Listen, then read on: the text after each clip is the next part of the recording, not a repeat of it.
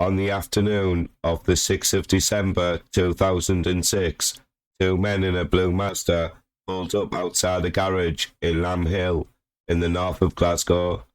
Raymond Anderson and James MacDonald put on old man face masks before stepping out of the car.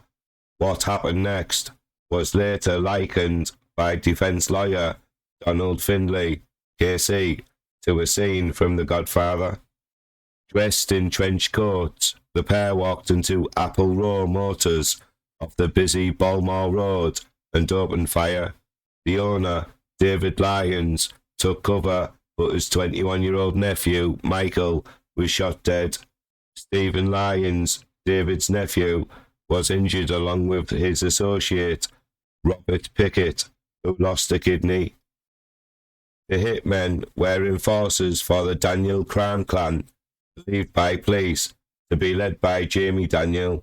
The Daniels were locked in a bitter battle with the Lyons family, who were based in Cumbernauld, North Lanarkshire. The bloody gangland feud, which had largely been conducted in the shadows, was now headline news. The deadly rivalry, which dates back more than 20 years, is now the focus of a new BBC Radio 5 Live true crime podcast. Gangster, the Daniels, and the Lyons Chronicles, the savage battle for control of Glasgow's drug trade. The 6-part series also details the fallout from multiple shootings and countless tit-for-tat attacks.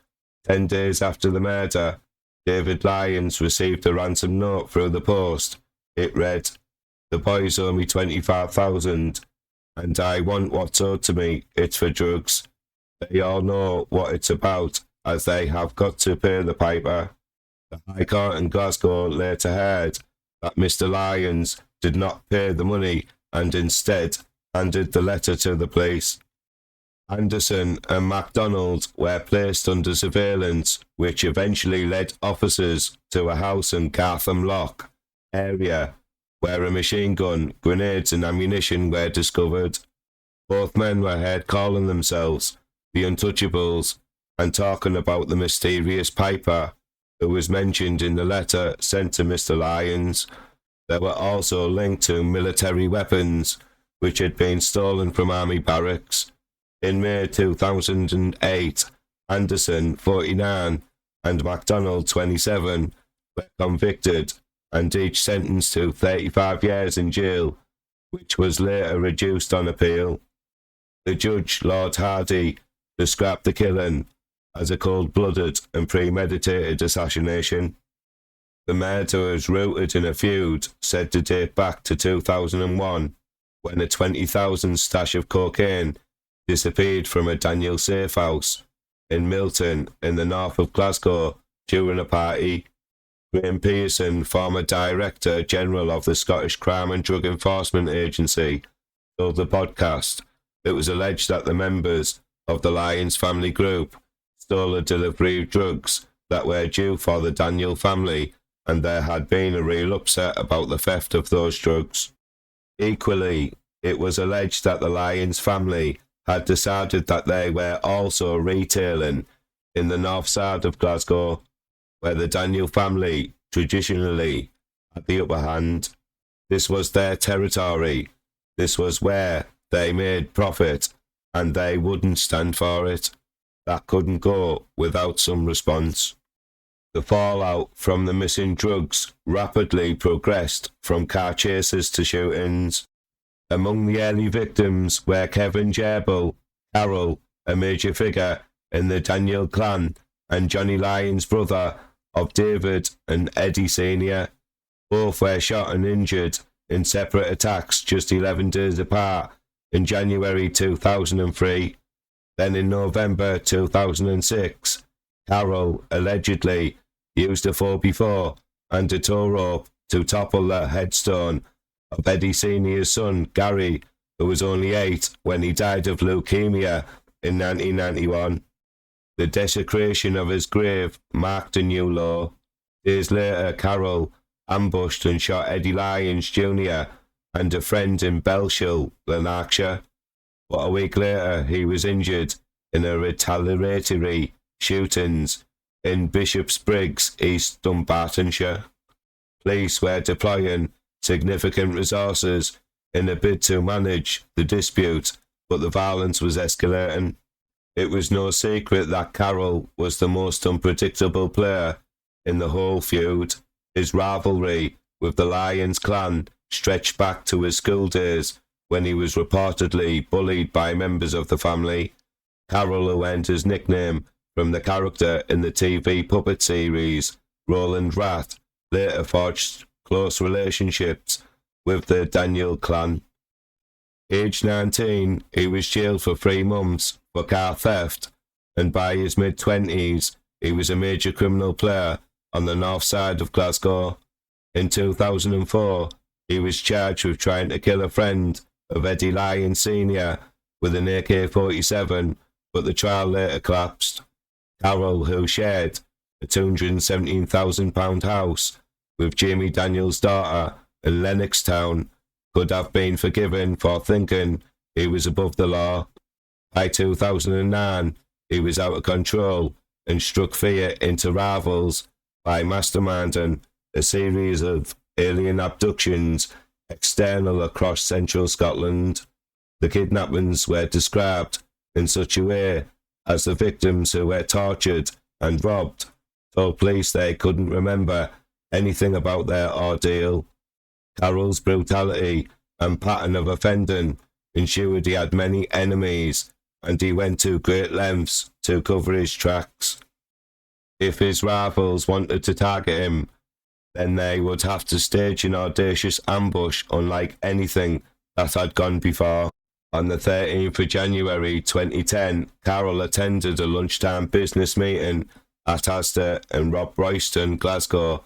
Days earlier, he had shot and injured Eddie Lyons Jr. on the arm.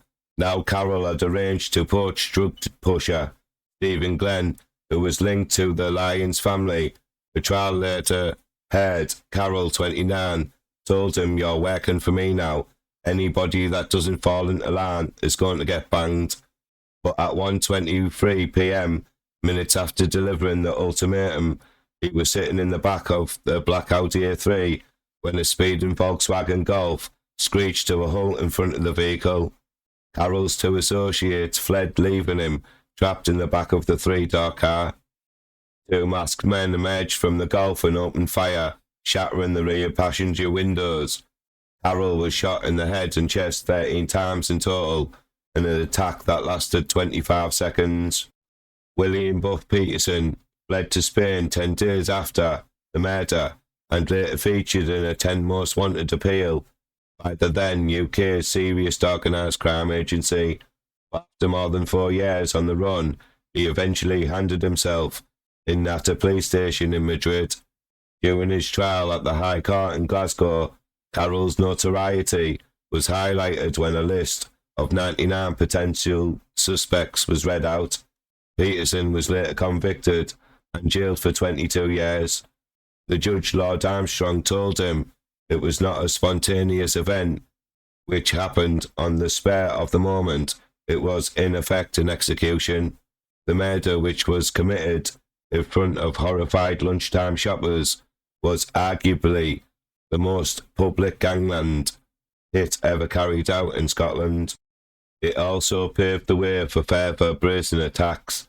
In September 2015, Ross Sherlock was shot as he walked down the lane from St Helens Primary School in Bishopsbriggs. At the time, the kitchen fitter was chatting to another parent as their daughters walked hand in hand in front. 2 men were later cleared of attempted murder, and in January 2017, Ross Monaghan was shot outside St George's Primary School in Penlee shortly after dropping his daughter off at school. 5 years earlier, he had been acquitted of murdering Carroll after a judge ruled there was insufficient evidence.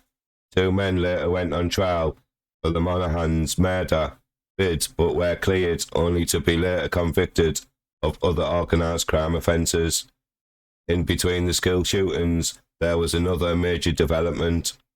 Jamie Daniel, who became a millionaire after starting out as a scrap metal dealer, in Postle died of cancer in July 2016. The convicted heroin smuggler made his fortune through drugs and laterally counterfeit cigarettes, but his death at the age of 58 left a power vacuum, and the future of his crime group caste was in doubt. There was no obvious successor, especially as his son, Xander Sutherland, was serving a 13.5-year jail term for heroin dealer. Sutherland later fled the UK while on day release from prison and is now in Norway fighting extradition.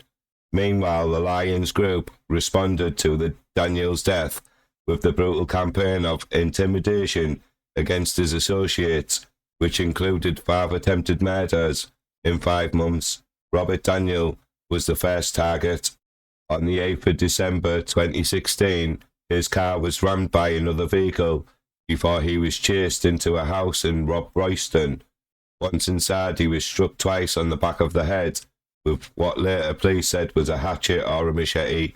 Asked in court if he was aware of any ill feeling between Daniel and Lyons' families, Robert, 29, replied, "Not that I know of." A month later, Thomas Billsland, 31, suffered a fractured skull after he was set upon in Glasgow's Cranhill. The next victim, Gary Petty, was targeted after he visited an Italian restaurant on the 7th of March 2017. A court heard that the 22-year-old was getting out of his Volkswagen Golf when he was ambushed in Maryhill. Ryan Fitzsimmons, 34, was attacked by a masked gang on the 28th of April 2017 outside his home in Clydebank, West Dunbartonshire. The former soldier, who was left brain damaged, told the trial it felt like death was coming. His mother, Geraldine, 61, was so affected by what happened that she suffered a heart attack in the street. Mr. Fitzsimmons told jurors he had no enemies, but jurors heard his older brother was once charged with shooting Ross Monaghan, the man cleared of murdering Carol in 2010. The most savage crime on the 13-page indictment was the assault on Stephen Bonzo Daniel on the 18th of May 2017, as he headed home after dropping off his friends in his Skoda Octavia, was deliberately hit by a Volkswagen Golf in Milton. An Audi A3 soon joined the chase through the North Glasgow, during which the vehicles involved reached speeds of up to 100 miles per hour. Daniel's car eventually crashed on an off-ramp on the M8 in the Port of Dundas area. The impact left him unconscious, and the 39-year-old later told the court he had no memory of what happened next. As he lay slumped at the wheel, Daniel was subjected to an horrific attack with the bladed weapons, which left him with facial wounds so severe that first responders initially thought he had been shot.